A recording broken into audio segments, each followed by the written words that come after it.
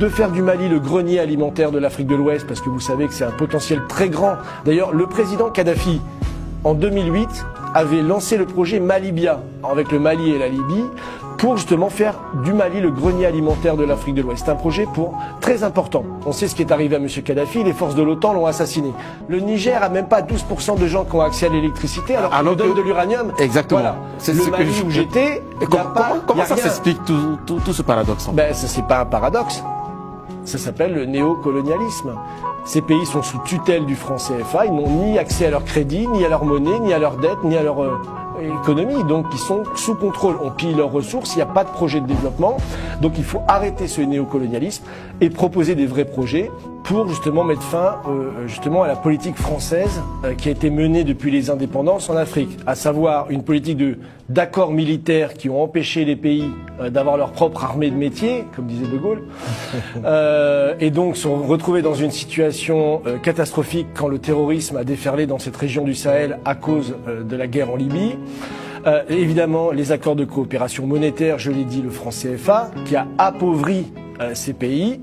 11 des pays qui ont le CFA dans la région sont tous parmi les 30 pays les plus pauvres de la planète. Prenons un exemple, Modibo Keïta. Oui. Il a abrogé le 30 janvier 1962, je crois, le franc CFA. Il a créé une banque nationale disant que la monnaie, ça fait partie de la souveraineté d'un pays. Il a, à partir de là, lancé une grande politique d'industrialisation de son pays. Il a fait des conserveries, il a créé une compagnie aérienne, des chemins de fer, des réseaux d'eau potable. Il a lancé une vraie politique d'industrialisation. Malheureusement, la France l'a dégagé, si on veut le dire. Il a fini en prison et il est mort en prison. Mais à l'époque, il a essayé de sortir du franc CFA et il a lancé une grande politique de développement. Sankara avait la même intention, c'est pareil, il a connu le même sort. Donc en effet, le franc CFA, c'est pas l'unique problème. Le problème, c'est le néocolonialisme. Et donc quand les pays veulent se développer, ils se retrouvent souvent soit assassinés, soit il y a un coup d'État. L'attitude de la France vis-à-vis des régimes militaires du Mali, du Niger et du Burkina Faso, je pense, franchement, que le président Macron aurait dû réfléchir à deux fois avant de prendre l'attitude qu'il a prise vis-à-vis de ces régimes militaires. Ces régimes militaires s'appuient sur les revendications du peuple face à la faillite des pouvoirs civils.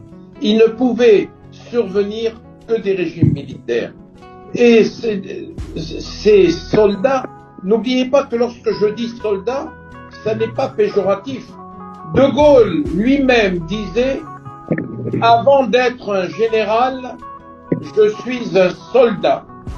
Donc face à ces soldats, je pense que le président Macron n'a pas su s'y prendre.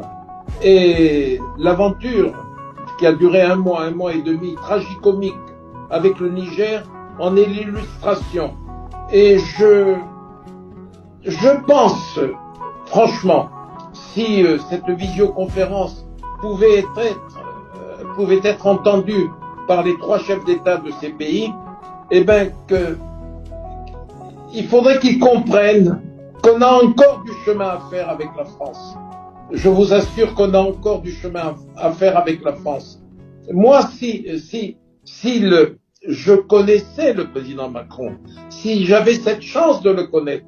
J'ai voté pour lui en 2017, après la chute de la maison Fillon, j'ai voté pour le président Macron. Mais je n'ai pas la chance de le connaître, je ne lui ai jamais serré la main, je ne lui ai jamais parlé.